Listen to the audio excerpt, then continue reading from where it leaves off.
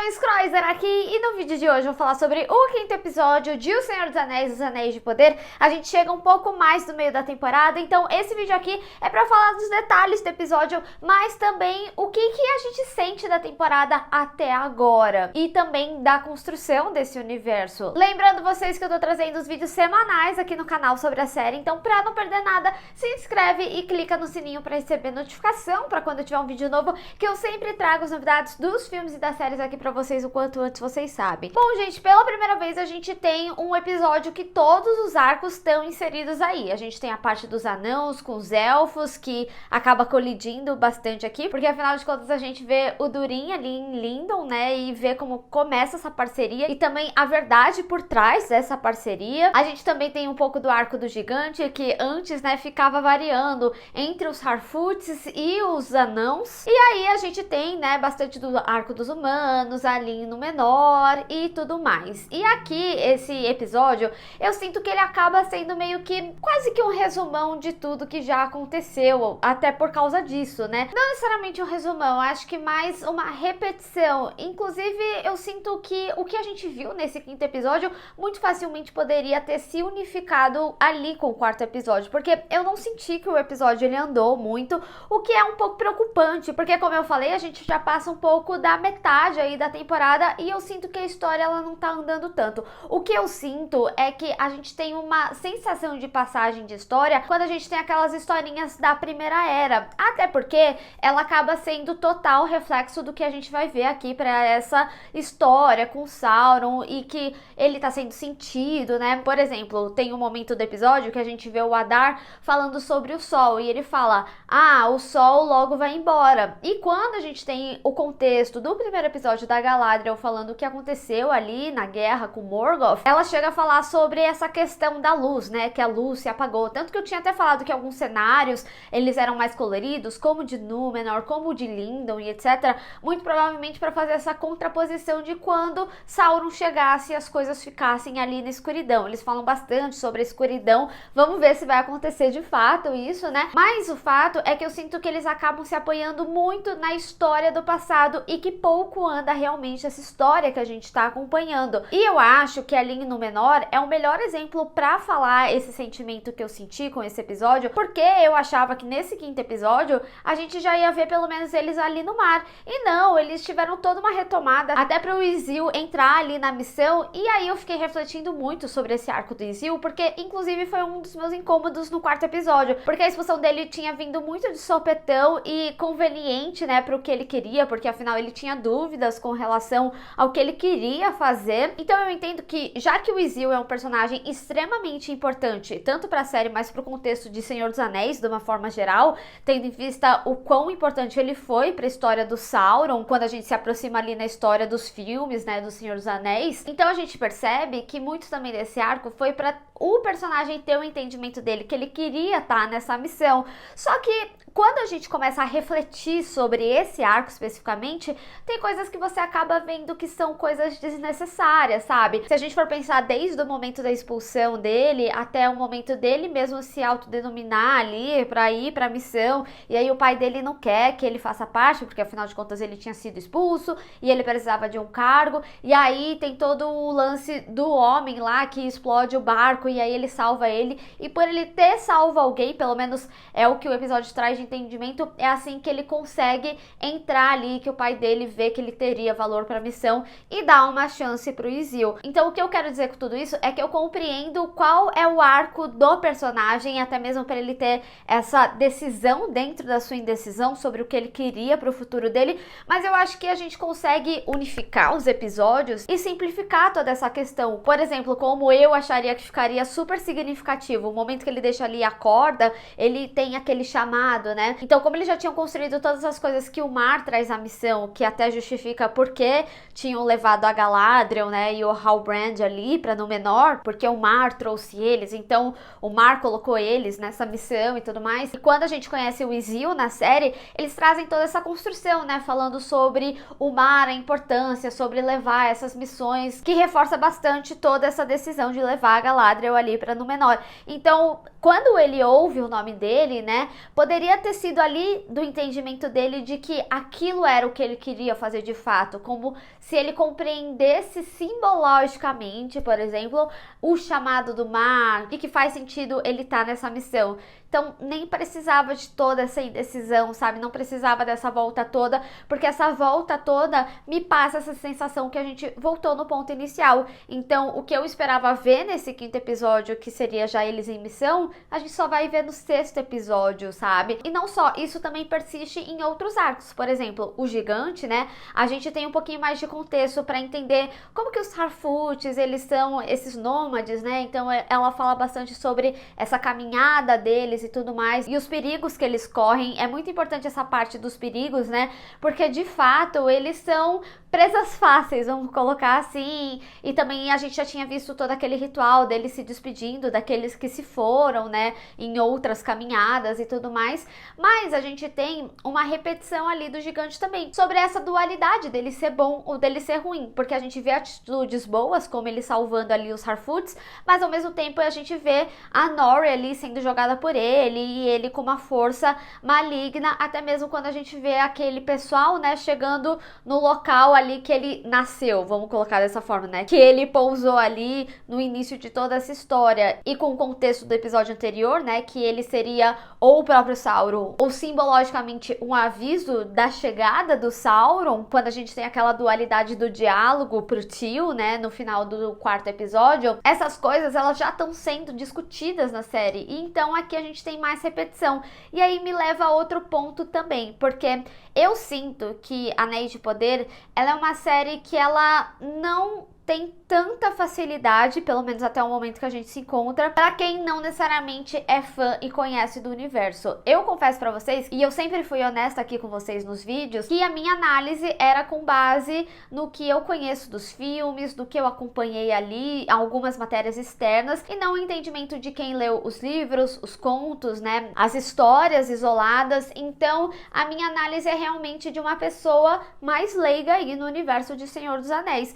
Mas ao mesmo tempo eu também acho isso bom, porque eu consigo ver, ter uma leitura, se a narrativa tá fácil para quem não conhece muito. E Senhor dos Anéis, de uma forma geral, se a gente for ver, a gente não é levado para esse universo há muitos anos, muitos anos. Não teve nada recente, por exemplo, 2019, como foi o caso do gap entre House of the Dragon e Game of Thrones. Então, vou dar um exemplo. Quando em House of the Dragon eles trazem os Lannisters, a série ela não precisa explicar quem são os Lannisters, porque a gente já entende por conta do que foi apresentado ali em Game of Thrones e tudo mais. E aqui em Anéis de Poder, a gente tá diretamente falando também com uma nova geração, porque a série, quando você retoma o universo, ela não é feita para quem só viu os filmes ou para quem leu o livro. Então você tem que fazer um entendimento desse público novo ou do público mais leigo. Vão existir ainda assim buscas externas? Obviamente sim, mas a história em si, ela tem que ser entendida. Então, com isso, da minha visão de leiga, eu fico questionando algumas cenas, como por exemplo,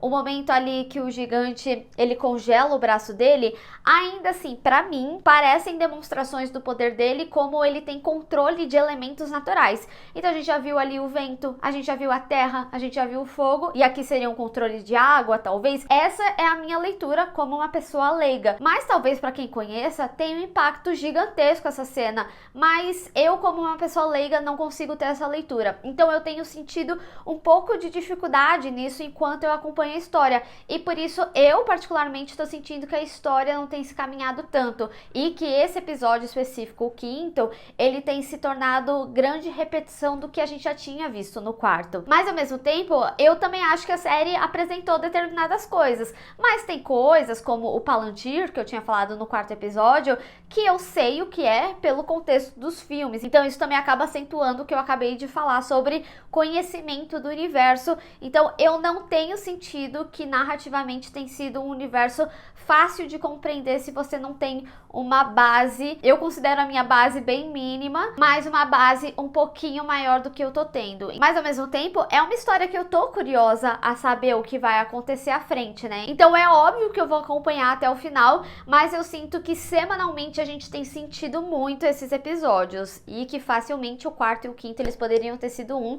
E aqui a gente já ter visto a missão de Númenor, a gente teve já o entendimento de quem era aquela galera que foi no local que o gigante caiu. Então essa é a minha crítica principal com relação ao quinto episódio e ao momento que a gente chega aqui na série, tendo em vista que tem mais 3 episódios, né? A gente tem 8 episódios no total dessa primeira temporada. Entretanto, isso não quer dizer que não tenham acontecimentos que são interessantes e que é válido a gente prestar atenção, como, por exemplo, o arco dos humanos, das relações e também do Halbrand, o rei, né? Porque quando a gente assistiu ao quarto episódio, eu tinha falado que a gente tinha tido algumas retomadas de alianças. Então a gente vê o pessoal ali de Númenor com os elfos e os humanos, né, com a mensagem que seria se unir ao Sauron ou morrer. E eu tinha comentado na análise do quarto episódio que muito provavelmente no momento que o povo soubesse ali, até por sobrevivência, eles iam querer ficar ao lado do Sauron. E aqui, esse quinto episódio, a gente já tem uma divisão um pouquinho diferente. Como, por exemplo, lá em Númenor, a gente vê pessoas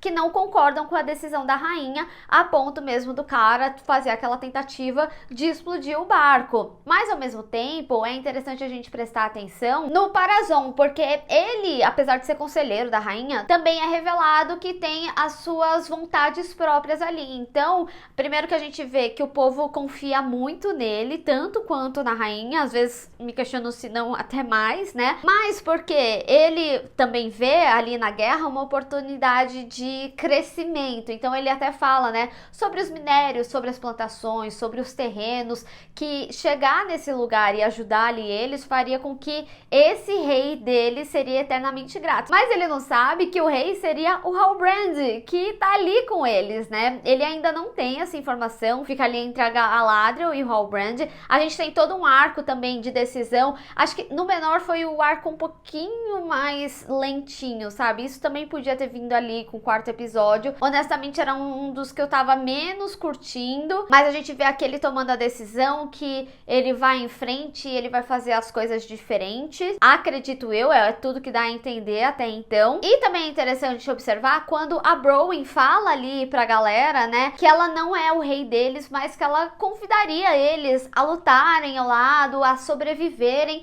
sem precisar se curvar, principalmente diante da história do passado, que eles se curvaram e lutaram do lado do mal, né? Então eu acho interessante como eles têm falado muito sobre o rei dos humanos, tendo em vista a importância do Halbrand dentro disso tudo, né? Então é interessante ver o direcionamento. A gente também, no arco ali dos orcs, vê que eles estão subindo ali pra torre e que eles estavam atrás daquela espada, que a gente descobre nesse episódio que é uma chave importantíssima. Na real, a série também já tinha trazido em outro episódio mostrando que eles estavam atrás justamente daquele artefato, tanto que eles foram pra cima do tio justamente por isso, e eles tinham falado já pro Adar que eles encontraram o que eles estavam procurando, se referindo a essa chave que a gente descobre nesse episódio. E aí a gente vê o próprio Arondir falando que eles estão chegando, que isso pode demorar dias ou até mesmo horas. É lógico que vai depender também do sol, né? A gente vê eles começando a caminhada ali à noite, mas eles não podem ficar no sol. Então isso pode acabar atrasando um pouquinho ali a missão, a ponto do que eu acredito, né, deles já estarem assim em estado catastrófico, os orcs dominando ali e tudo mais.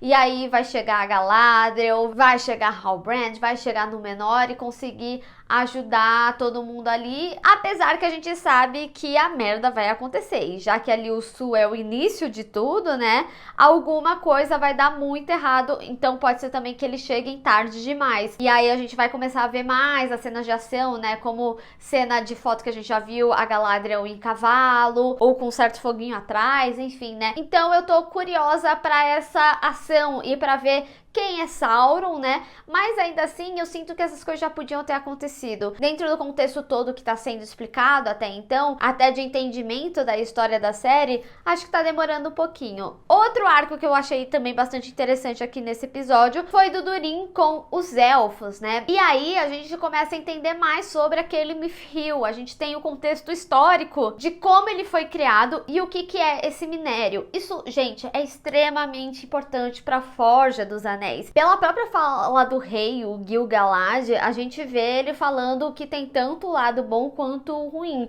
que o minério ele absorveu esses dois lados do Balrog e também do elfo puro. E é interessante porque eu já fico imaginando, né? A gente tinha visto um Balrog lá no trailer e lá no quarto episódio a gente tinha visto a caverna de Khazad-dûm trepidar e tudo mais. Então eu fico pensando se eles tentarem pegar mais desse minério, né, não vai fazer acordar o Balrog que a gente viu ali no trailer. E tem outro aspecto também que é legal, né, quando a gente tem essa história, principalmente da Primeira Era e tal, a forma que a historinha é contada ali, né, no digital e tudo mais, é bastante interessante. Então eu sinto que a gente tem pequenas migalhas por enquanto, sabe? O que é um pouco tenso, porque muito provavelmente a temporada ela vai acabar no seu grande ápice, mas num ápice que é justamente quando a história vai começar a ficar boa. Então eu fico um pouco preocupada de como essa história vai se caminhar e quando a gente vai ter as grandes revelações, porque até agora eu sinto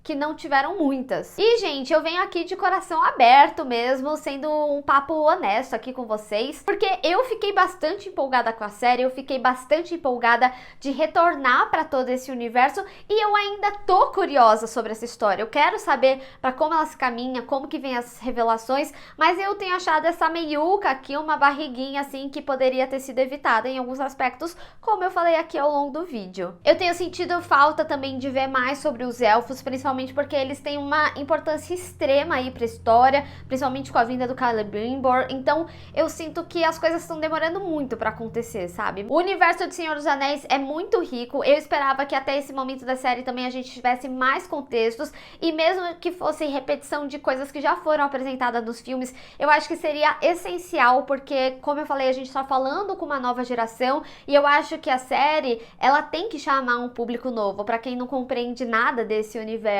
para quem nem viu aos filmes, não sabe quem é Frodo, não sabe quem é Legolas, até mesmo não sabe quem é Galadriel, né? Eu fico falando às vezes dos filmes pra gente entender alguns personagens no momento que eles estão aqui na série e como eles chegaram no momento dos filmes. Então é legal ter essa contraposição, mas em questão de conceito, eu acho que algumas coisas poderiam ser repetidas e mais explicadas aqui. Mas eu quero saber de vocês também, qual que é a sensação que vocês têm com a história? Vocês acham que o quinto, ele teve mais contexto?